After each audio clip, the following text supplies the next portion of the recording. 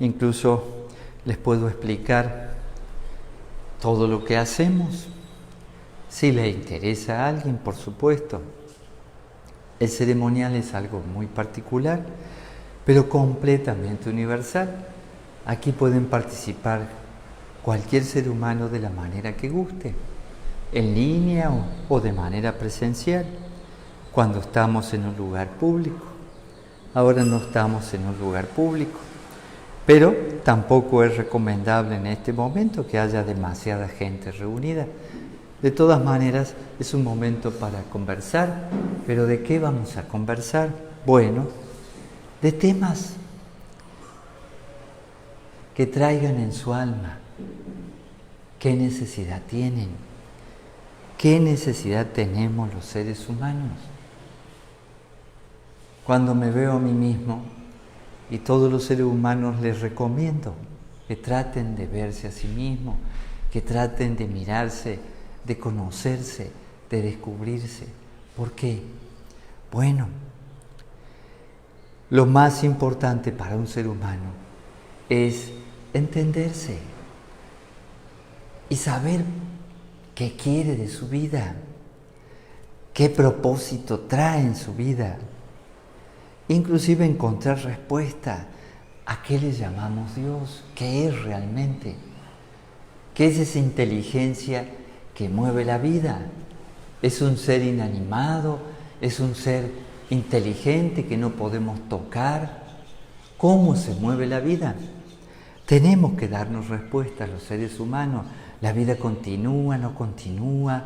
¿Es simplemente efímera? ¿Tiene sentido? ¿Qué propósito tiene realmente? Muchos temas podemos conversar, pero básicamente, ¿qué necesidades traemos? Así que, si hay alguna pregunta, con gusto conversamos o simplemente hoy terminamos. No hay ningún problema. ¿Hay alguna pregunta? Sí, maestro. Buenos días a todos en línea. Jorge Rojas dice, hace casi 4 años en Ciudad Juárez, usted dio una conferencia en el Hotel Holiday Inn. Tema, ¿cómo ser felices en tiempos difíciles? Pregunta, ¿cómo ser felices en estos tiempos? Es buena pregunta. Bueno, para que un ser humano pueda ser feliz, tiene que erradicar de su vida el miedo. El miedo tiene, con una dosis pequeña, es muy bueno, porque uno se acerca a un precipicio, te da miedo de caerte, entonces te pones cauto, no te acercas demasiado, te cuidas. Ese miedo es bueno. Pero cuando el miedo se convierte, como ahora, en una histeria colectiva, es peligroso, nos enferma, nos arruina la alegría. Así que en este momento lo que hay que hacer para estar bien, lo primero es erradicar el miedo. Y tenemos miedo, sí, a perder la salud, miedo a enfermarnos, miedo a morirnos, miedo a que se muera alguien que amamos. Demasiado miedo. En realidad, es muy importante que un ser humano esté más confiado en la vida, que esté más confiado en sí mismo, inclusive que esté más confiado en el cosmos. Por eso se recomiendan muchas disciplinas y la red GFU recomienda disciplinas que algunas personas ya la utilizan, mucha gente en el mundo utiliza esas disciplinas que he recomendado por siglos. La fraternidad blanca, como se llamaba antes. Seres humanos sabios que, aprovechando todo lo que hemos ido aprendiendo a través de miles de años, llegó un momento en que había muchas cosas para compartir con cualquier persona. Así que en este momento hay que aprovechar la oportunidad de hacer todo lo que no hemos hecho en otros momentos. Porque, bueno, no hay reuniones grupales, no podemos ir al cine público, no podemos ir a un centro comercial. Solamente, bueno, alguna persona tiene que salir a hacer las compras para los alimentos. No podemos pasear. Sí podemos pasear, hay lugares en que no hay gente, lugares que no son públicos, lugares que no va nadie. Esos lugares es un momento para aprovecharlos, pero sobre todo este es un momento para conocerse a sí mismo. Y eso lo podemos hacer en la habitación, con la familia, todos, inclusive comenzar a preguntarse de qué se trata la vida. ¿La vida es solo dinero? ¿La vida es solo lo que te dice la sociedad? ¿La vida qué es? Realmente hay que explicarse. Es un momento para pensar, ya que mucha gente no está trabajando y ya tiene miedo de lo lógico. ¿Qué va a ocurrir cuando termine todo esto? ¿Sí? Sin dinero. Bueno, todo se va a solucionar, pero lo que nunca se soluciona, aunque se tenga dinero, es el sentido que debe darle cualquier ser humano a su propia vida. Así que hay muchas cosas para disfrutar: pintar, escribir, todo lo que quieran hacer, pero sobre todo es una oportunidad de estar con uno mismo y estar con la familia. Es una oportunidad, realmente lo es, ya que, bueno, muchos gobiernos, no todos, te obligan a estar en casa, ¿sí? Está bien, ya que hay que estar en casa, disfruten de la casa. Inclusive el que tenga oportunidad de tener un huerto, aproveche estos días y tenga su huerto, un poco de lechuga, un poco de jitomate, algunas calabazas. Todo eso se puede sembrar y les puedo asegurar crecen solos. Lo único que hay que darle un poquito de buena tierra. Crecen solos.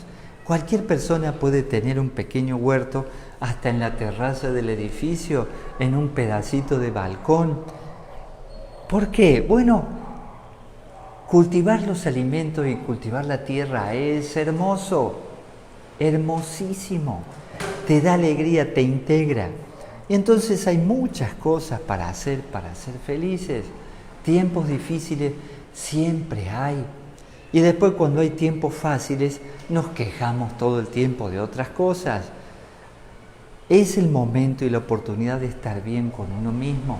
Un ser humano puede ser feliz en cualquier lado cuando está bien consigo mismo, cuando deja de estar dividido, cuando realmente se ama a sí mismo y de la misma manera que se ama a sí mismo puede amar a los demás.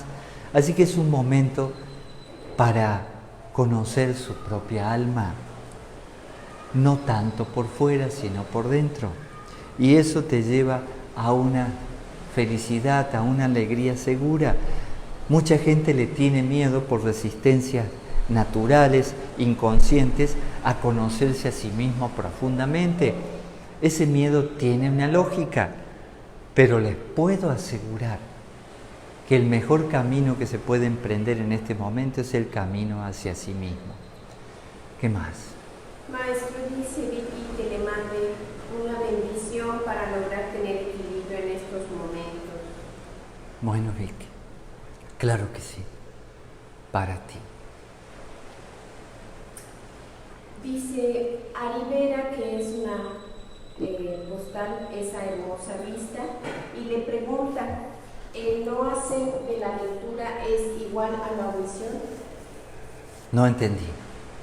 El no hacer a la que se refiere la lectura es bueno, igual a la omisión. Vean cómo les llega a cada uno. A veces es necesario no hacer, pero no hacer es como dar lugar a la naturaleza que haga las cosas que uno a veces quiere forzar que sucedan de determinada manera. El no hacer tiene mucho que ver con el hecho fundamental de sentirse a sí mismo como persona y darse cuenta que a veces la persona sí es la que quiere hacer, no el ser. El no hacer de la persona es al que se refiere Lao Tse. La persona humana siempre pretende cosas, dinero, estudios. No uses internet, hijo. Gracias, porque apenas alcanza la señal. Estamos con datos. No hay internet en este lugar y estamos con datos. No hay problema, pero ya si se ponen dos aparatos, se pierde la señal. Y entonces Hay que aprender. Es como el callar de la cruz, ¿sí? Cuando hablamos de callar, ¿sí? Cuando hablamos de no hablar, hay muchas maneras de no hablar. Es decir, nunca hablo. No. El aprender a callar es aprender a callar el enojo de la persona, el odio, la molestia, la tristeza, para poder hablar desde el ser, desde lo que somos como esencia. Así que ese no hacer tiene mucho que ver con afinar con la naturaleza, con afinar con Dios. Entonces, cuando afinamos con Dios, cuando afinamos con la conciencia de unidad, cuando afinamos con el cosmos, también eso es un no hacer de la personalidad, un no hacer desde el ego. Es muy diferente. En fin, es un aprendizaje, querida Ariana, un aprendizaje maravilloso, pero no quiere decir que no se haga nada. Incluso en cierto momento Lao Tse, que el sabio no hace, sin embargo, todo lo concreta. ¿Y cómo es eso? ¿Sí? ¿Cómo es eso? Si no hace nada, ¿cómo es que termina haciéndose todo? Porque deja que el ser sea el que decida cómo va a ser el hacer, no la persona. Nosotros muchas veces no nos damos cuenta que estamos en una dualidad divina y una dualidad humana. Y debemos aprender a ver desde dónde queremos manejar nuestra vida. Pero es un buen planteo, muy buen planteo. Yo creo entenderlo a Lao Tse un poco, creo entenderlo. Porque, bueno, hace varios años, antes de ser gurú, el maestro Gustavo me recomendó el Tao Te Ching para el antenaje. Yo no lo usaba, ni lo conocía mucho, la verdad. Algunas veces uno lee un libro rápidamente y no lo conocía mucho. Pero empecé a conocerlo, así que me salió todo el Tao Te Ching, porque usaba la Biblia y el Tao Te Ching a la vez. Una vez uno, otra vez otro. Y entonces creo entenderlo en parte, ¿no? Porque su obra, el Tao Te Ching, es una síntesis de su sabiduría, extraordinaria, por supuesto, maravillosa. O sea que Lao Tse sigue vivo, nos sigue enseñando. ¿Qué más? Maestro, Eliel Pito le pregunta por qué todos los giros que se hacen en el ceremonial son hacia la derecha. Es una buena pregunta. El ceremonial es una actividad de teurgia, de alta magia. Cuando hablamos de magia, hay magia instintiva, magia que tiene que ver con lo de abajo del humano. Hay magia humana y hay magia de lo superior al humano. Entonces la teurgia es una práctica donde nos conectamos con esa fuerza por encima del humano. Sin embargo, para conectarse con esa fuerza, esas inteligencias por encima del humano, se hacen rituales, un ritual, invocaciones, ¿sí? Tiene toda una liturgia, palabras, y todo lo que se hace en sentido constructivo, gira hacia la derecha. Cuando ustedes ven una cruz, que una cruz no es solamente cristiana, por favor. La cruz estuvo en todas las grandes civilizaciones. La cruz especialmente con las dos líneas iguales, ¿sí? ¿Por qué? Bueno, si ustedes ven una cruz, estamos hablando en la cruz de los 4 elementos, ¿no? La tierra, el aire, el agua y el fuego. Entonces, si ponen en una cruz, ¿sí?, unas rayitas a la izquierda, gira en un sentido, si la ponen a la derecha, giran en otro sentido. Por eso, por ejemplo, Hitler, él buscaba el poder, y buscaba el poder por el lado izquierdo. Es la búsqueda de poder. Y entonces la esvástica, fíjense para qué lado gira. Cuando se quiere hacer una actividad constructiva, siempre se gira hacia la derecha en sentido de la evolución, no en el sentido de la involución, no en el sentido de ir hacia abajo, sino intentar ir en espiral hacia arriba. Así que todo lo que vean en una práctica constructiva va a ser un giro hacia la derecha, siempre. Oraciones universales que tienen que ver con todos, no solo con uno mismo. Así que ese detalle es una cuestión de cómo se mueve la energía. Todo lo que se hace durante el ceremonial es en el sentido constructivo, ¿sí? Se busca la bondad, se busca hacer el bien, se busca bendecir, se busca generar luz, y la naturaleza te escucha de acuerdo a cómo tú la invoques. Entonces invocamos fuerza constructiva. Siempre se gira hacia la derecha en un acto que genere evolución, que genere luz. ¿Qué más? Maestro, dice Alberto Núñez, ¿cómo manejar el brahmacharya? Bueno, depende qué nivel de brahmacharya vaya a vivir.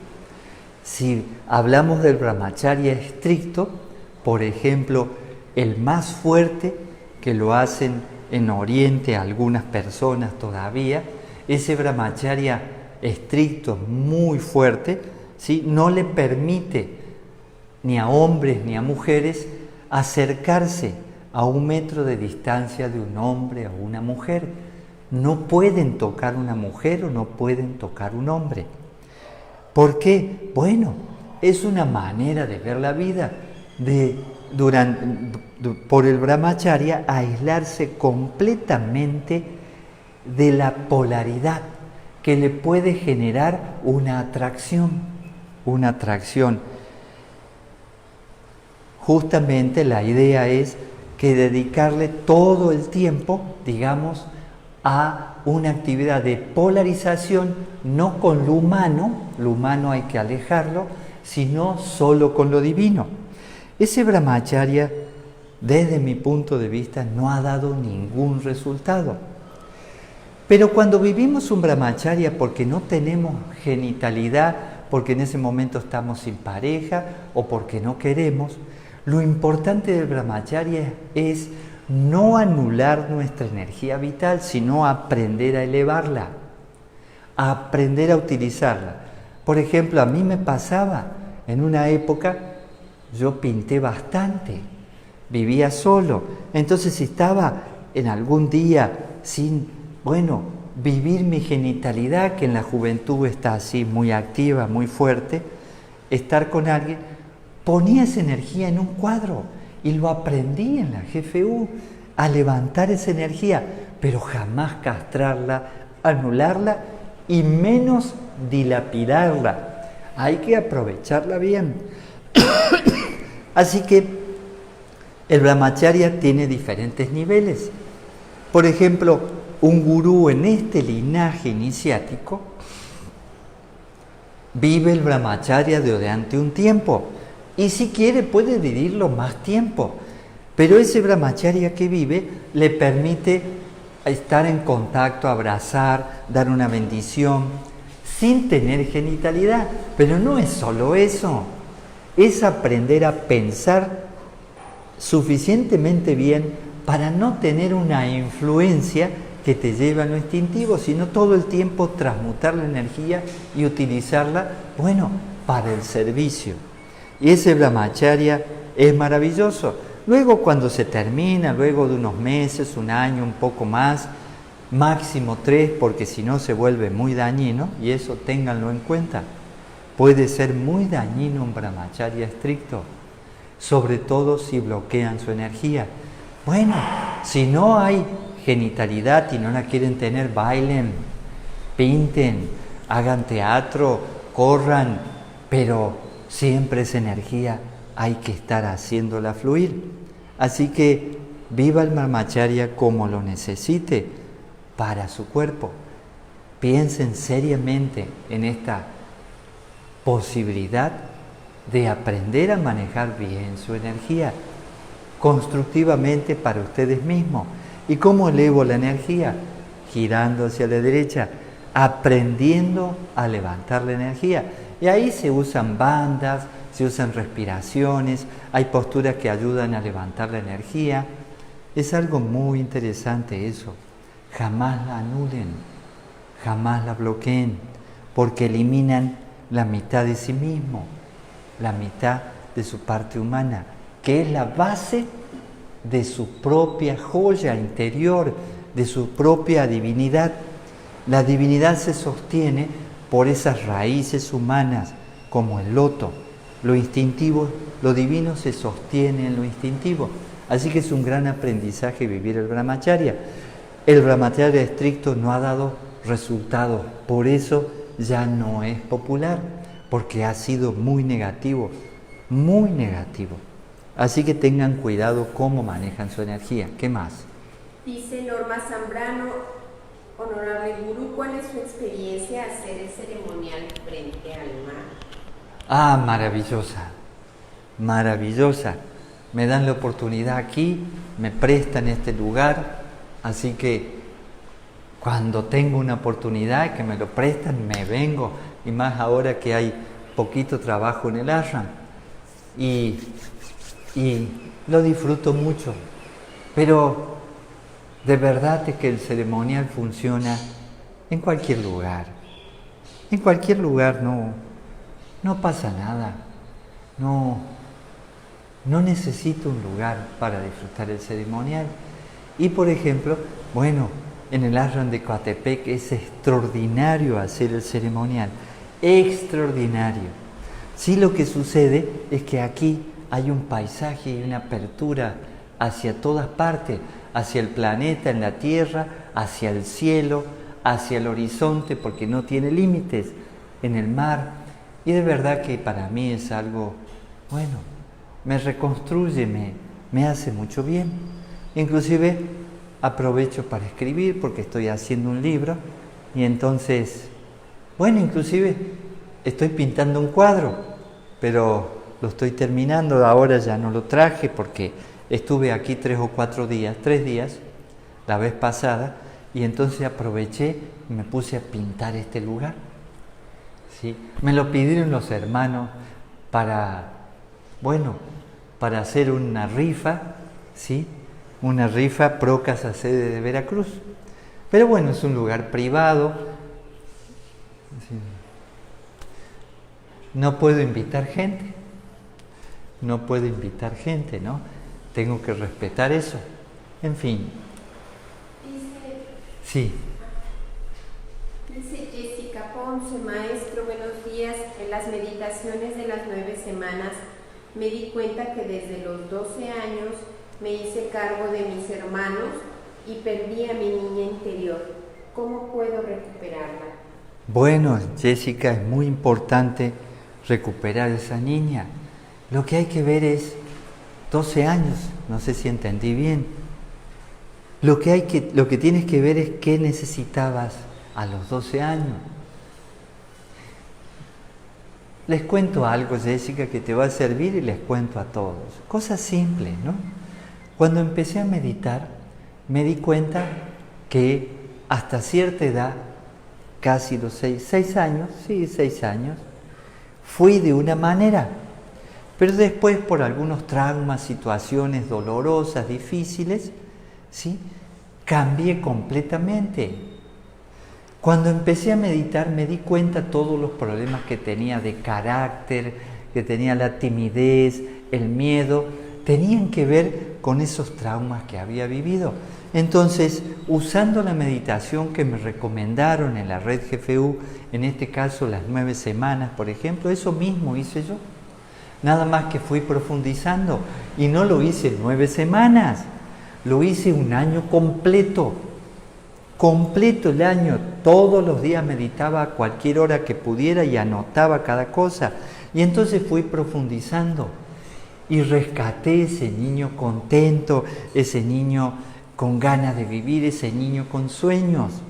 Y por ejemplo, una de las cosas que les parecerá una tontería, pero para mí fue muy importante, me di cuenta que porque éramos pobres en cierto momento los primeros años, luego mis padres lograron salir con mucho esfuerzo y trabajo de la pobreza, de lo mínimo, de lo básico, ¿no? Que teníamos, no teníamos ni casa, ¿no? Por supuesto.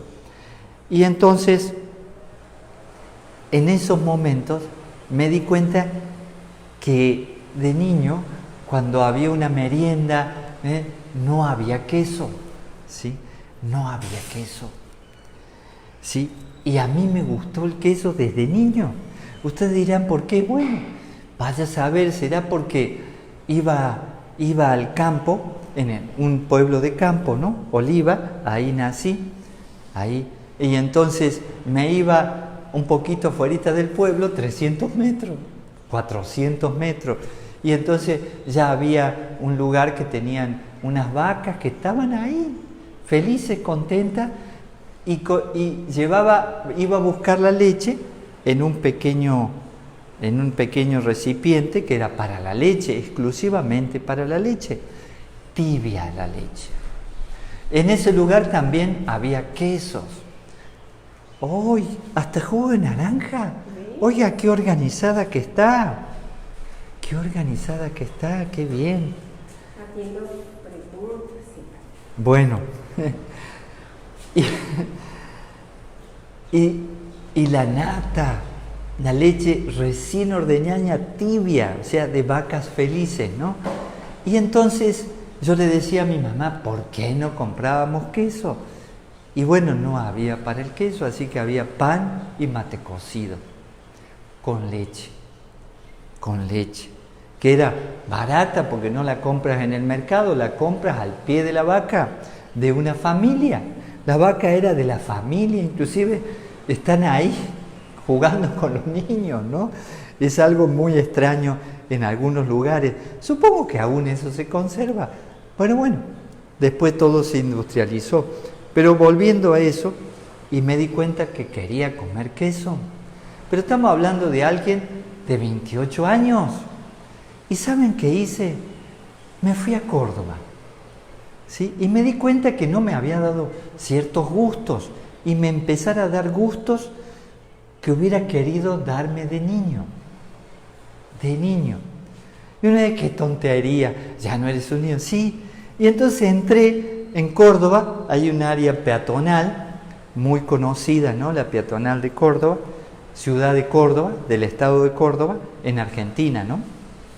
Y entonces vi un queso que es uno de los mejores quesos del mundo, el queso gruyero, que es enorme, ¿no? La horma de queso es enorme.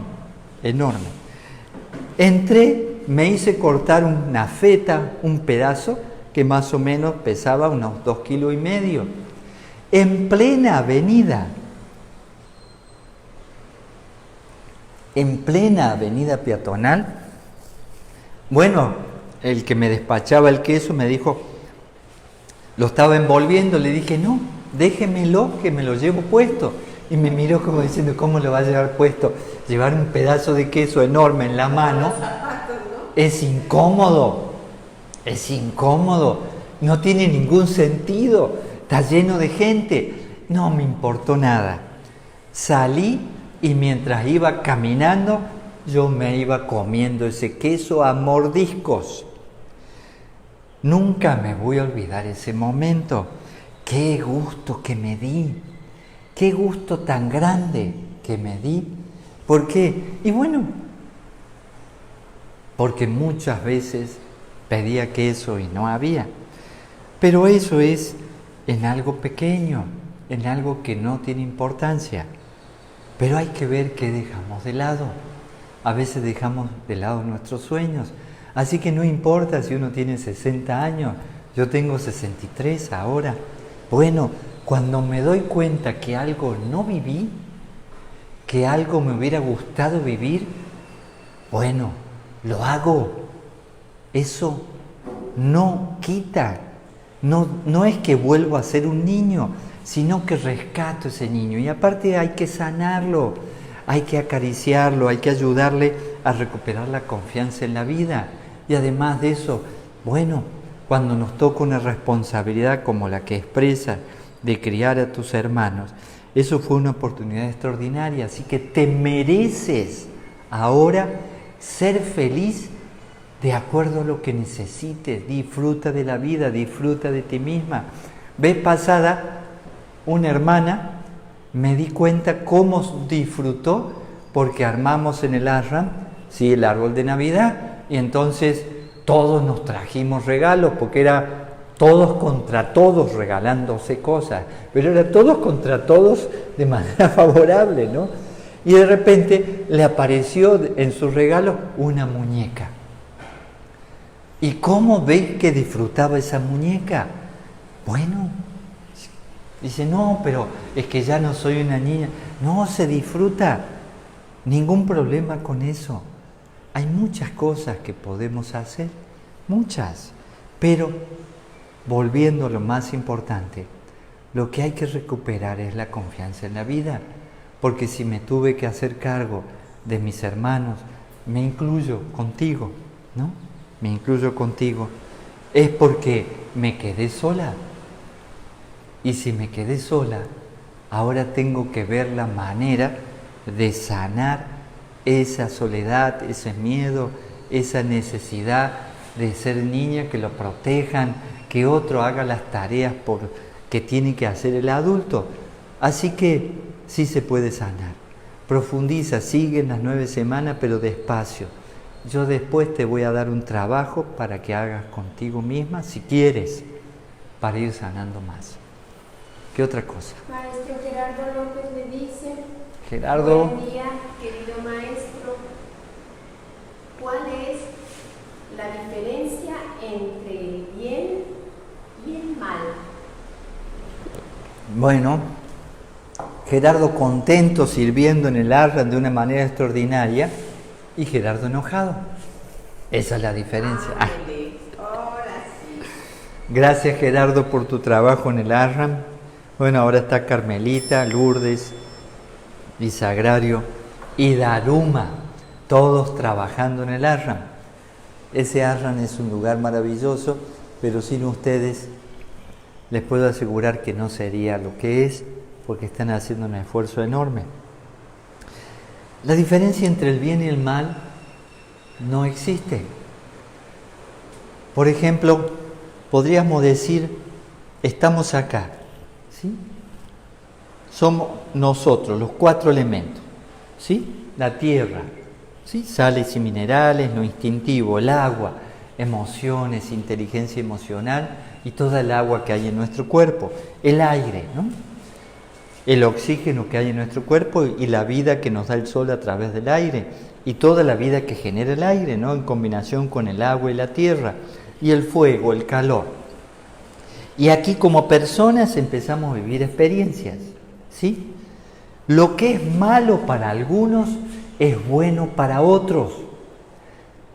Y ese es el problema y lo que no podemos entender, ¿sí? Por eso no podemos globalizar el mundo, no podemos alienar a las personas para que todos hagan exactamente lo mismo. Jamás vamos a poder hacer eso, porque cada vez que lo intentemos hacer, van a suceder cosas. Los seres humanos nacimos para ser auténticos y ser libres. Ahora, por ejemplo, habló algo del gobierno, ¿no?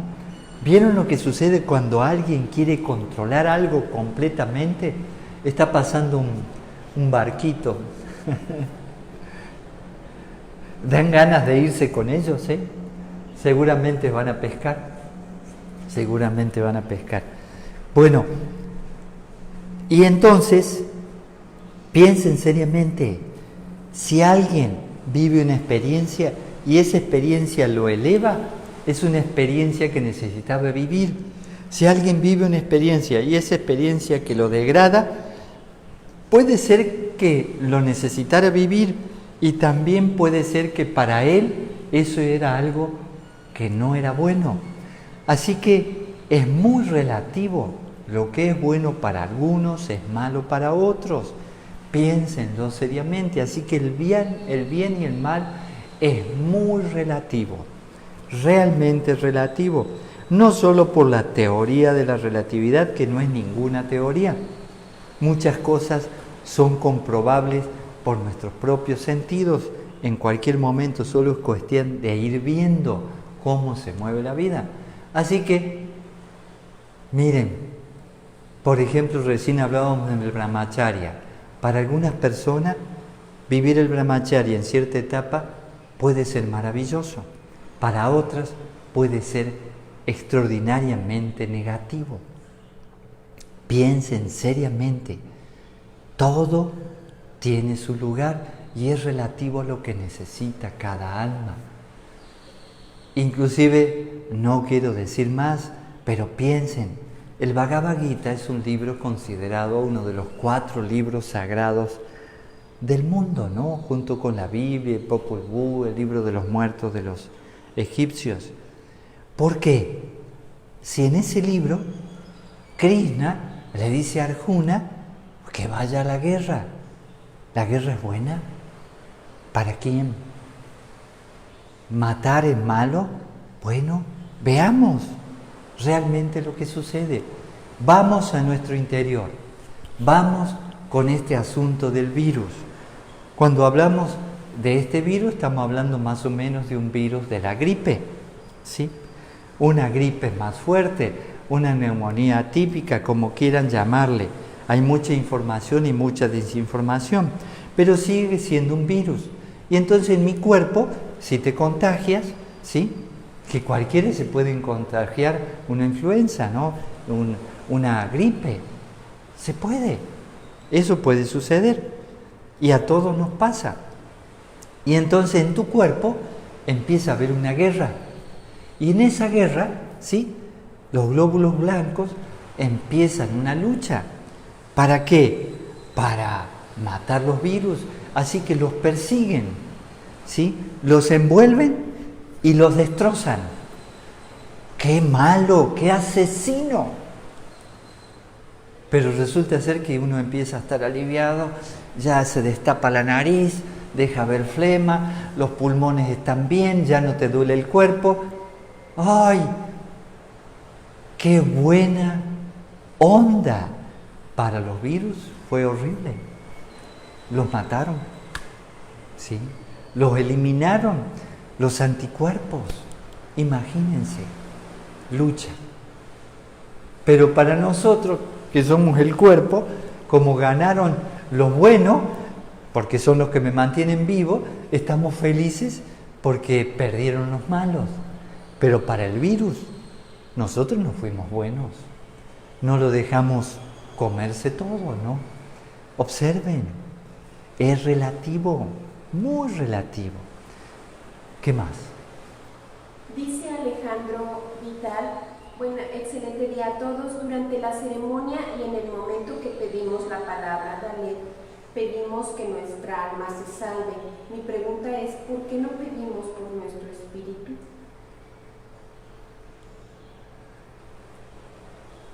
Pida por su espíritu, como quiera llamarle, es un concepto.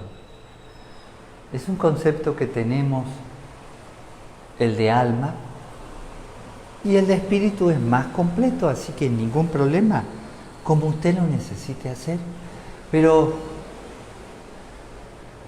cuando hablamos de salvarnos, hablamos de encontrarle un sentido a la vida, hablamos de conectarnos con la conciencia de unidad, de dejar de estar inconsciente, de dejar de estar, sí, en un estado, digamos, como sin vida.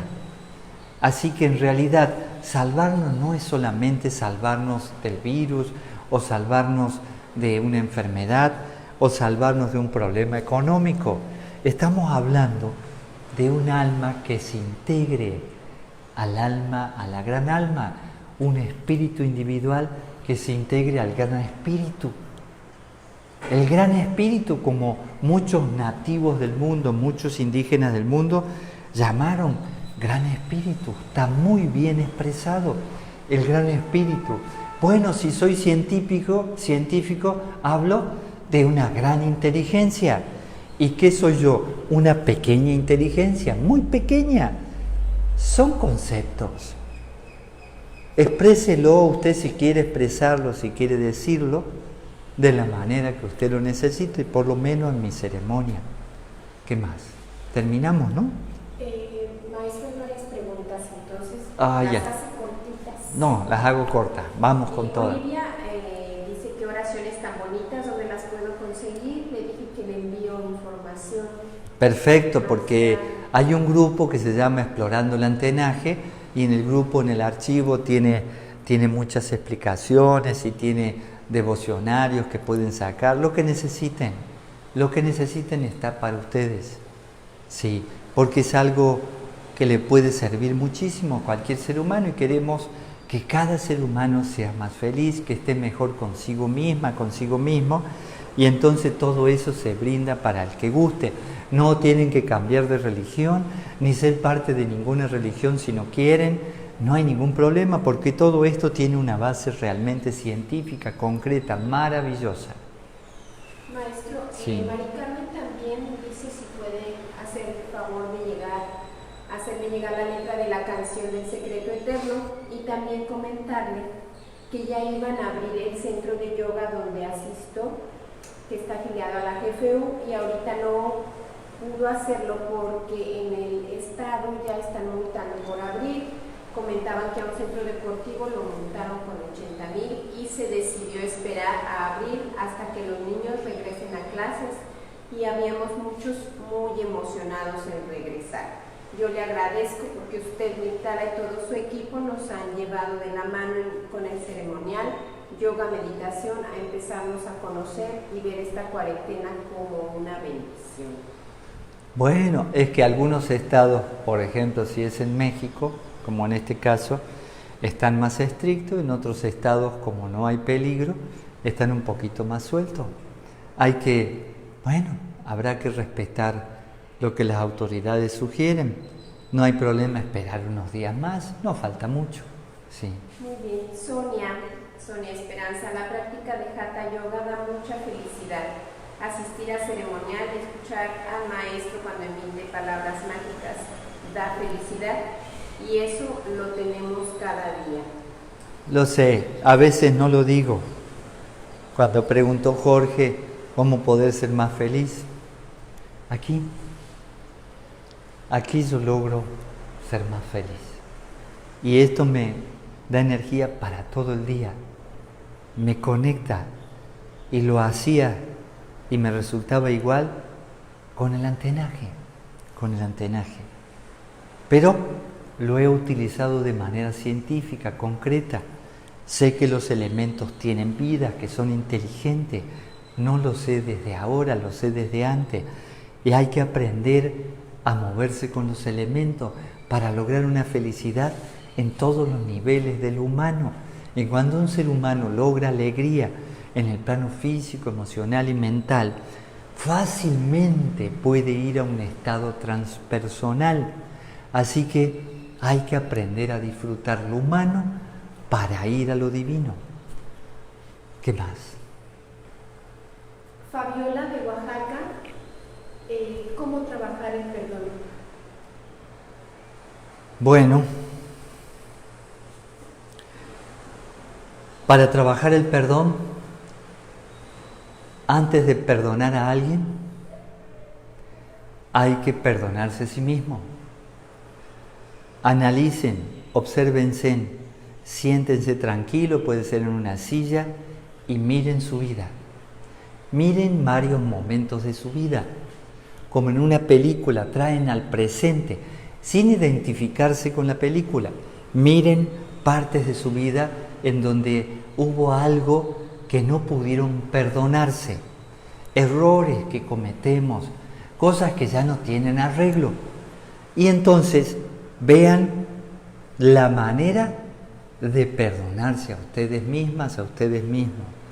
Cuando uno logra encontrar una explicación a un error que se cometió, deja ya de tener culpa, sino que directamente ve la manera de arreglarlo, entonces esa persona que aprende a perdonarse a sí misma fácilmente puede ponerse en lugar de otro ser humano que actúa mal, de manera injusta, que hizo algo terrible, y poder perdonarlo.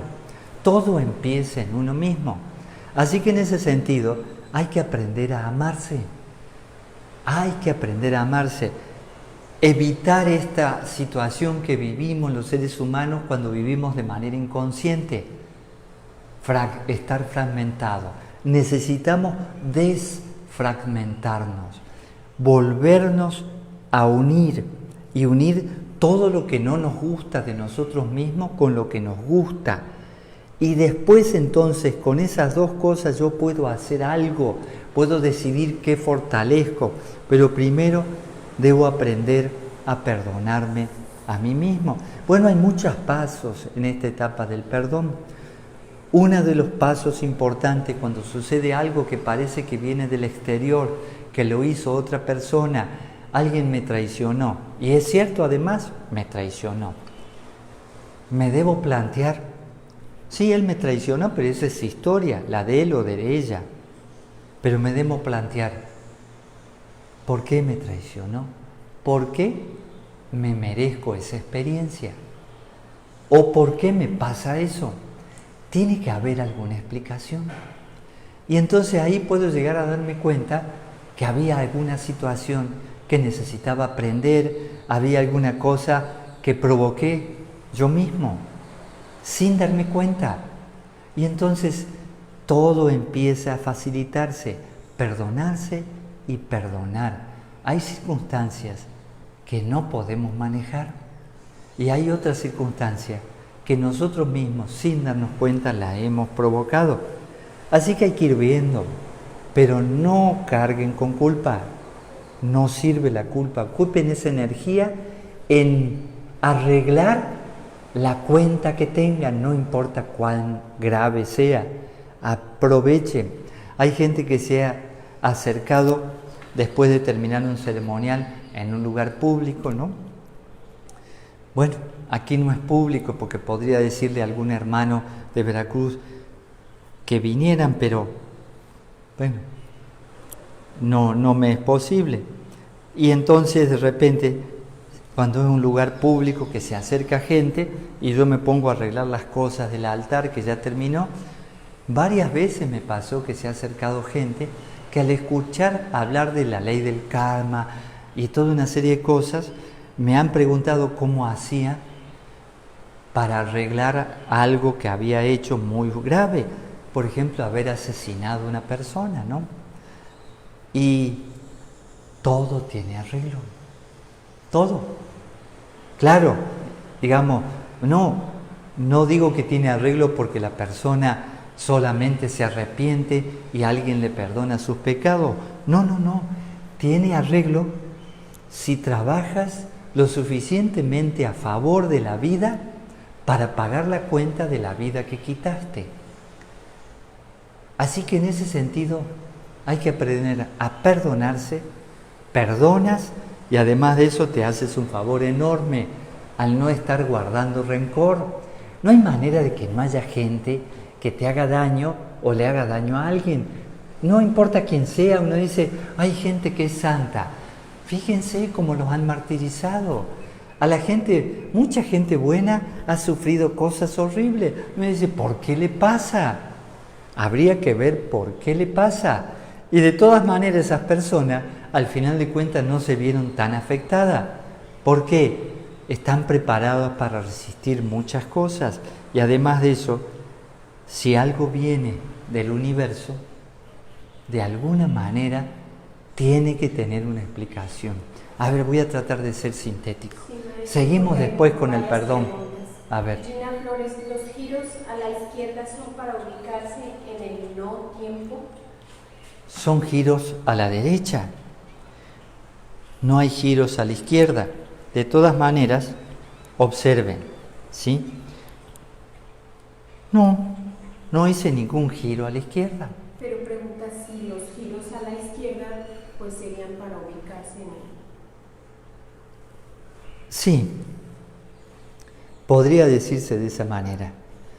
Además de eso, siempre puede haber una activación a la izquierda y a la derecha, porque en cierto momento, cuando se hace el ceremonial, si los días domingos o fechas iniciáticas, 3 giros hacia la izquierda en el sentido también hacia arriba y 3 giros hacia la derecha, porque de nuevo estamos ahí trabajando con ese triángulo superior y ese triángulo inferior, 3 y 3, ¿no? Aquí hay un triángulo y aquí hay otro triángulo, nada más que está sugerido en lo invisible. Entonces lo invisible baja hacia lo visible, pero estamos generando una energía con 3 fuegos, una energía muy importante de luz y de calor para generar una energía hacia abajo, luz hacia abajo. Así que en ese sentido, sí, en ciertos momentos se utilizan las dos cosas. René, buenos días, maestro. ¿Me puede decir del pranayama cuadrado qué día se empieza por la fosa nasal derecha o izquierda? Bueno, lunes, miércoles, viernes, se comienza por la izquierda, ¿sí? Pranayama cuadrado. Si es cuadrado el pranayama, quiere decir que las 4 partes de la respiración es igual, ¿sí? Entonces, si hacemos pranayama, estamos hablando del tiempo del corazón. Si mi corazón tiene, por ejemplo, relajado 54 pulsaciones o puede ser menos, pero vamos a tomar 60, ¿no?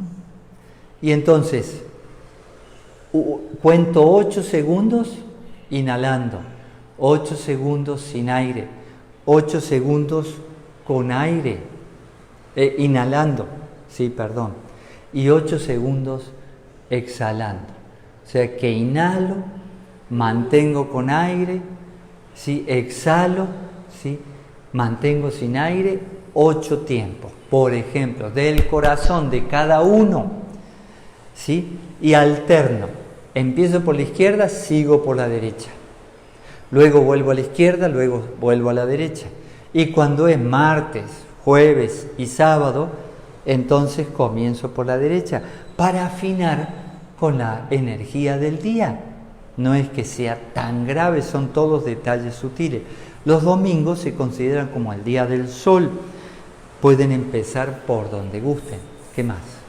Miguel Colombo, maestro, cuando estuve en el ashram de Coatepec sentí una energía muy fuerte entre las 3 cámaras.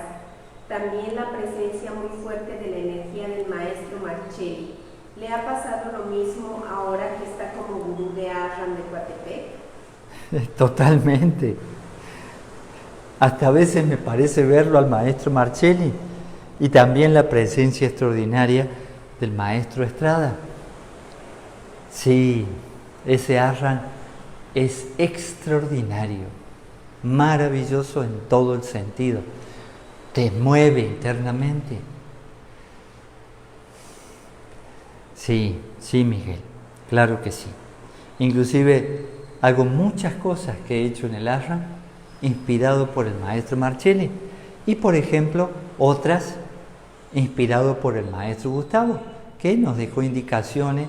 Haga baños, por ejemplo, ¿no? Que no es algo que se vea mucho, pero ya hicimos como 12 baños, no sé cuántos baños. La gente que los aprovecha están felices, ¿no? Sí. Están felices. Así que mejoramos habitaciones, pero muchas cosas que hicimos ahí, inspiradas por el maestro Marcelli. Yo sé muy bien cuánto amaba los ashram, porque ayudé a construir uno y le ayudé en otros ashram también. Siempre que podía viajaba con él y me ponía a trabajar al lado de él, en donde fuera que estuviera. Y entonces, hemos hecho los zetas juntos, muchas cosas. En una época el maestro Marcelli trabajaba físicamente.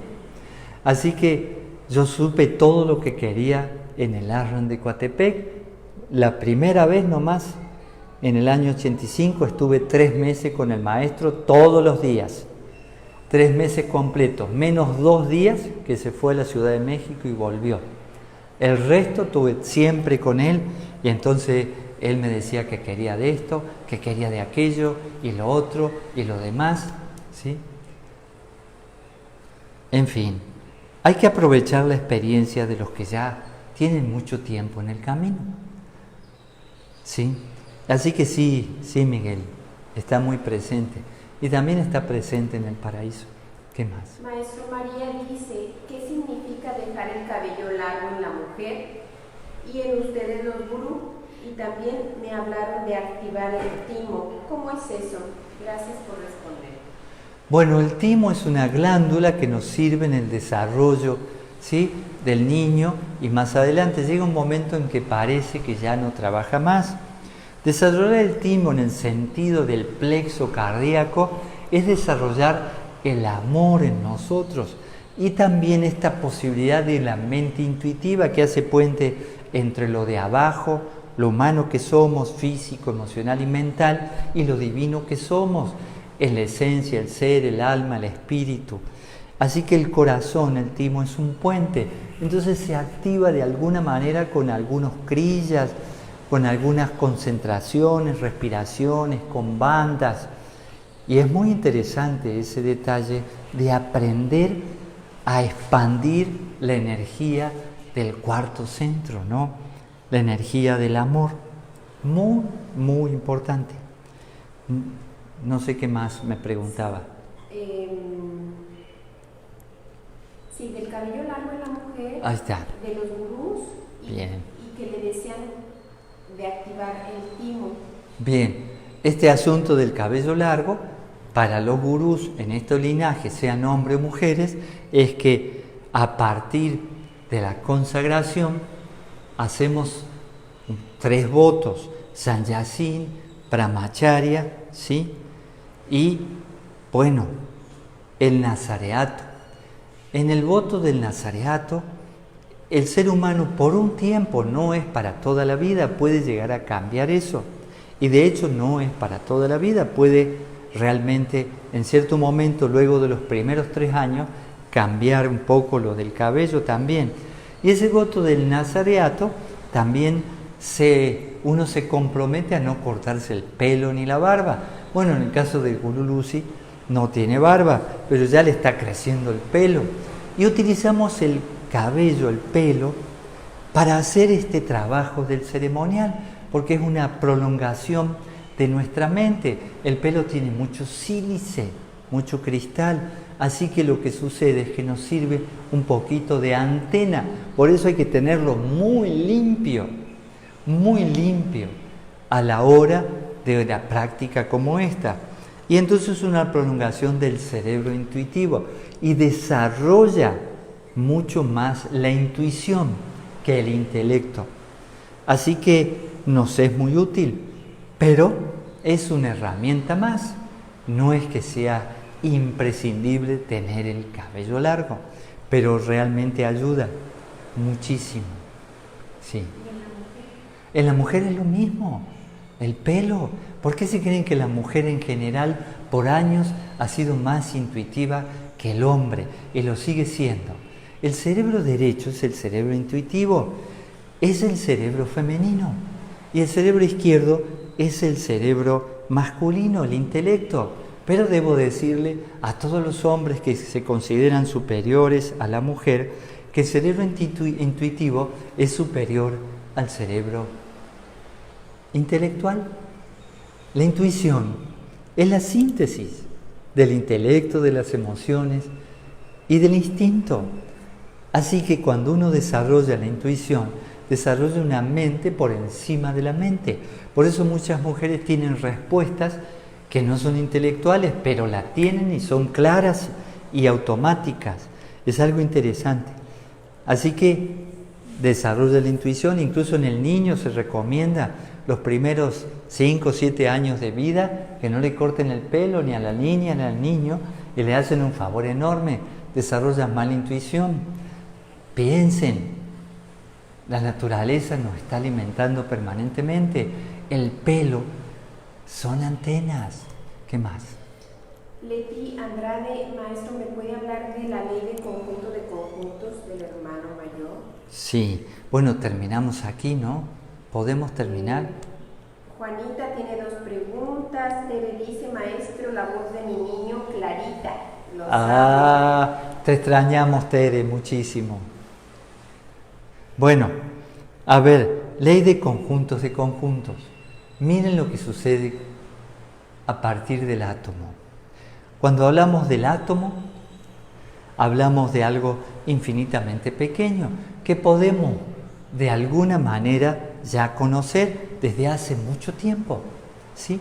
Simplemente un núcleo y pedacitos de materia girando alrededor de un núcleo, o sea, electrones, por ejemplo, ¿no?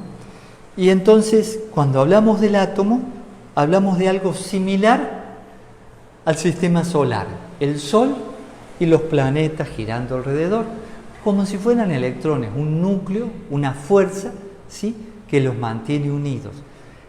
Y girando en cualquier lugar, pero ahí está, ¿no? Entonces, un átomo, un sistema solar. Pero resulta que para formar una vida, un órgano, necesitamos átomos, moléculas, células, y todo es un conjunto de conjuntos, Y entonces llegamos a tener un hígado. Y bueno, un hígado más un corazón, los pulmones, más el vaso, el estómago, ¿sí?, los intestinos, el cerebro, un ser humano.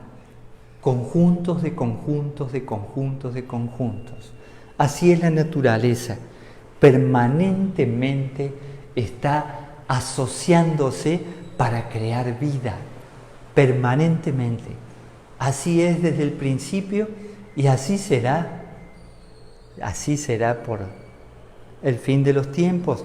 Que el fin de los tiempos en realidad es el fin de una etapa. Nunca se termina al final de cuentas, que es el tiempo. Entonces empezamos con varias cosas.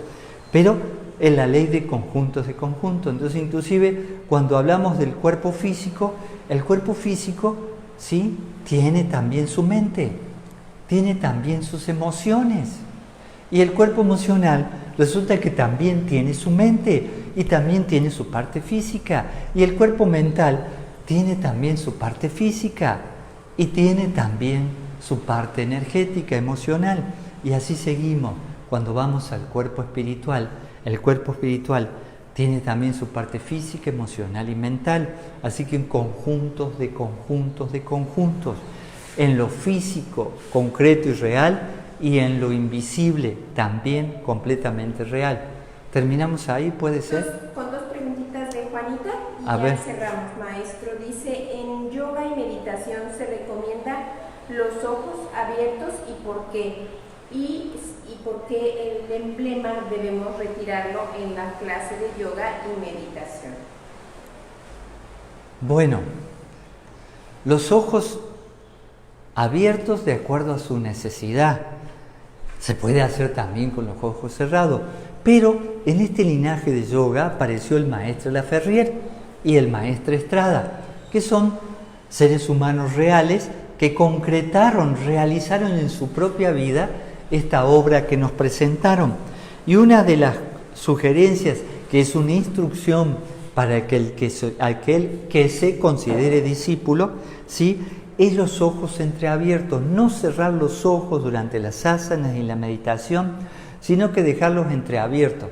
O sea, a mí me van a ver cuando transmitimos que parecen cerrados, pero yo tengo los ojos entreabiertos y estoy mirando hacia abajo. Pero la mirada es interna, es hacia el interior, no es hacia afuera. ¿Pero por qué entreabiertos? Para poder estar en la realidad externa e interna a la vez. A veces los ojos cerrados para algunas personas los llevan a un estado psíquico que no es el adecuado, se evade de la realidad. Los ojos demasiado abiertos los distraen. Así que en ese sentido es una instrucción muy interesante que da resultado, muchos resultados.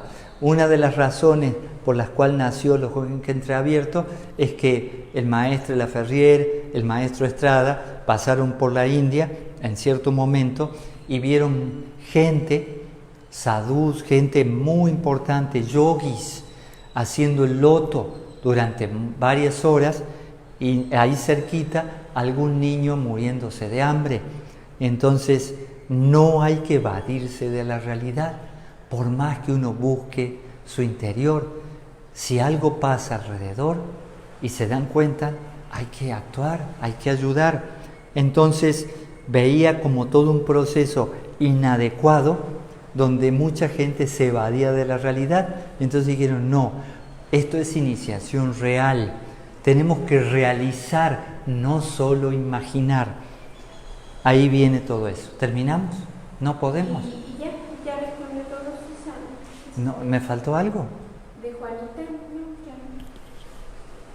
Ah, lo de la cruz, lo del emblema. Miren, a la hora de meditar, a la hora de una asana, a la hora de hacerle el amor con su pareja, a la hora de ciertas actividades, de dormir, no le convienen los metales, descansen de los metales.